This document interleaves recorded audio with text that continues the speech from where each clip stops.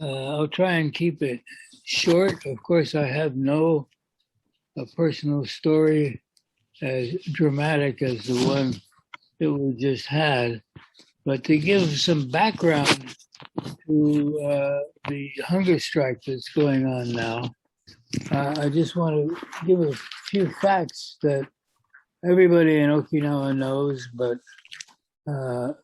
people from outside might not know.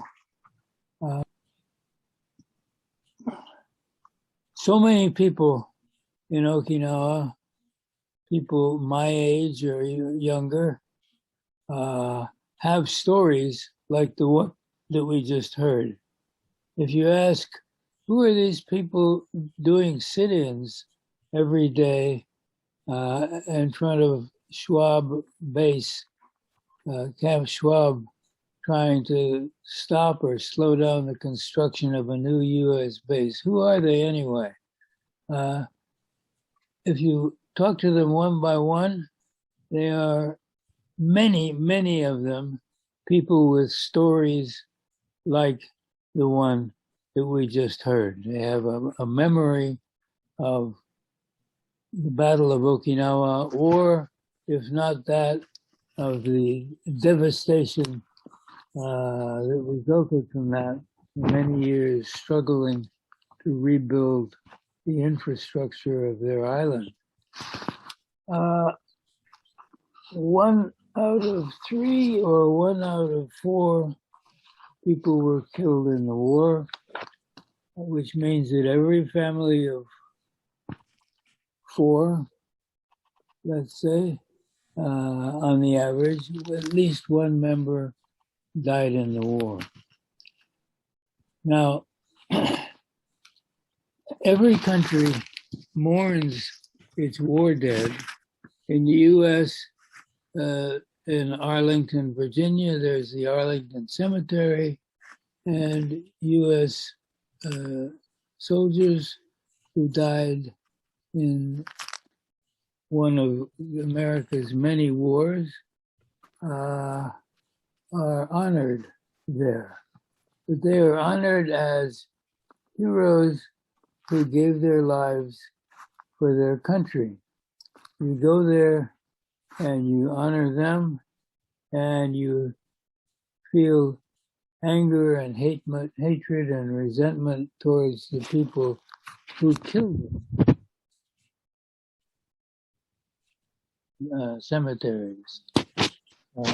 Still, the enemy is to be blamed. The Okinawan Memorial Park. There is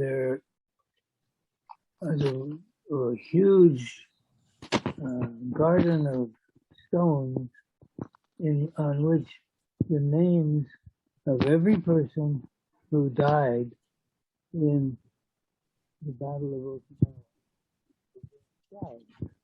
Soldiers, the Okinawan soldiers, there were a few of those, the Okinawan civilians,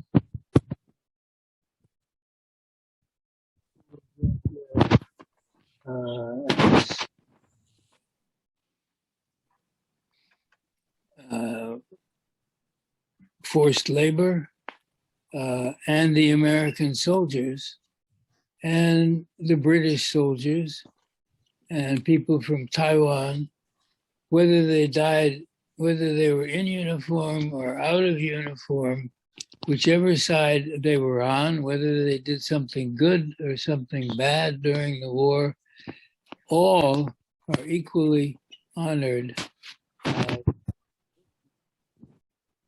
Takamatsu, for decades, collecting bones, war dead, in Okinawa. Dig a little, one of the battle areas, will come up with human bones. They've been collecting these. Families trying to get them DNA tests so that their families can be reunited with them. And they do this no matter who the bones belong to, no matter what side of the war they fought on or whether they didn't fight at all. And these people discovered that suddenly the Japanese government and the construction companies who were working for them, building the controversial new marine base in Henoko, they need a lot of dirt to fill the bay to build the airport out over the bay, the airstrip.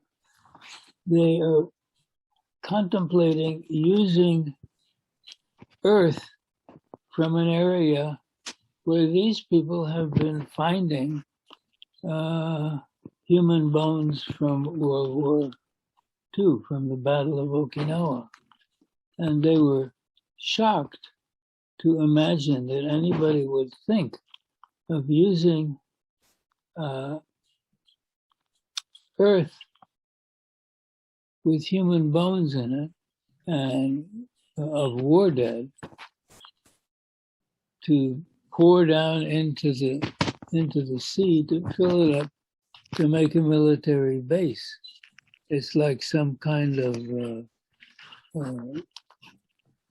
I wouldn't say black humor, but some kind of very dark, the product of some very dark imagination. How to add the greatest insult to injury. Building the base is injury, building it over human bones is utterly grotesque. It's like the theme for a horror movie. And so Gushiken-san, shocked by this, is now in his second 100th time protesting. He believes, and I believe, that there are people in the U.S. government who, for whom this would be just a bit more than they can bear, that under their new base, there would be this dark secret. There's a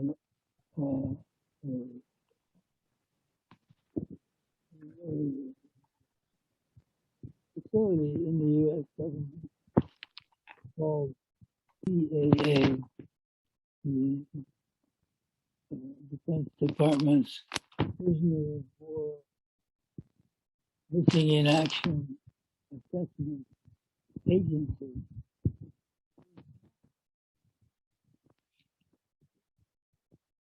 The bones of American soldiers, bones of anyone else, I think, but at least which are scattered all over the world, and give them DNA tests and find their country.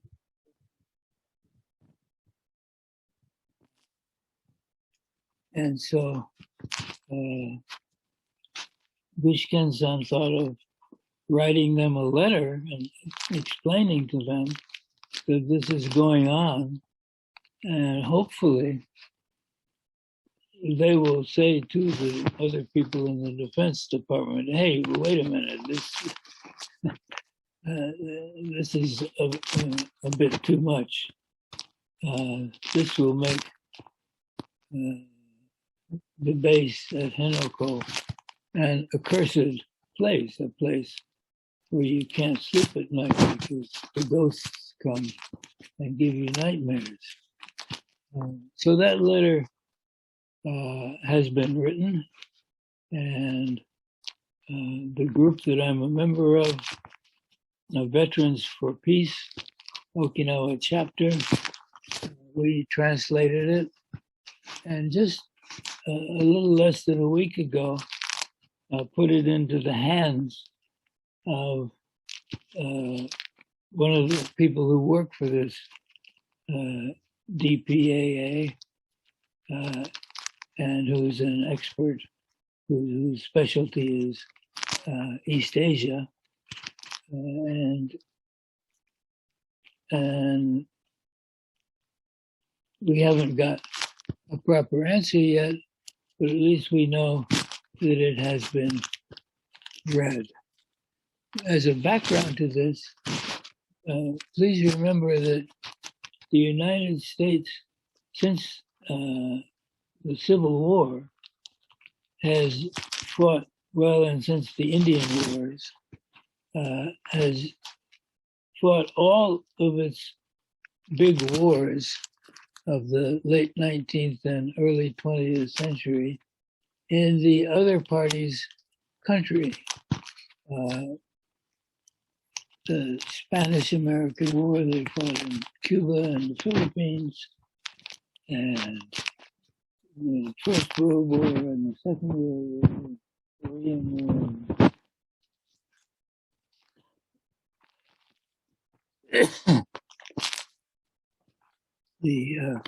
All the Middle Eastern war, all of America's wars are fought in the other countries. So American bones are scattered all around the world, in every part of the world, Latin American countries, everywhere. So this DPAA agency in the Defense Department is pretty busy, but they also are aware of the bones in Okinawa, and we are hoping, and Gushiken-san is hoping, that they will make some kind of a protest inside the U.S. Defense Department. Say, wait a minute, this is not our way. The point is, of course, that among the bones in the battlefields of Okinawa, there are still about 200 American soldiers that are still missing in action. They have not been located. They're MIAs, which means probably their bones are mixed in with those of the Japanese and the Okinawan soldiers and the Okinawan civilians. There's no reason to believe otherwise. Gushiken-san has also found an American military mess kit with the names Helen and May scratched into it with some sharp implement. So they're probably that's probably the name of someone very dear to a American soldier who died in the Battle of Okinawa. And Gushiken-san has said, please help me. In his letter to the DPAA, please help me to find out who this Helen May is and who is the person who scratched her name in this mess kit so that I can return it to them. That will be a hard offer to refuse, I think. And as you see, it's based on the Okinawan principle that there's no difference between people on this side and the people on the other side as far as being a victim of the war. They should all be treated, and we do treat them all as war victims. Okay, I think I'll stop there. I hope that's not beyond my 6 minutes.